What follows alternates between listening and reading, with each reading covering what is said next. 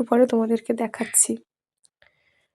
আগে বাইকটা একটু দেখিয়ে নিই, তারপরে ভেতরে ঢুকে তোমাদেরকে দেখাবো। তো এই পাশেও একটা গাছ আছে, মানে এরকম প্ল্যানিং করে গাছ লাগানো হয়েছে। এপাশে একটা বড় গাছ থাকবে, এক পাশে একটা বড় গাছ থাকবে। তো এইখানেও ধূপ আর প্রদীপ প্রদীপ বলছি সরি মোমবাতি জ্বালানো হয়। আর এখানেও অনেকে মোমবাতি দিয়েছে, অনেকজন দিচ্ছেও।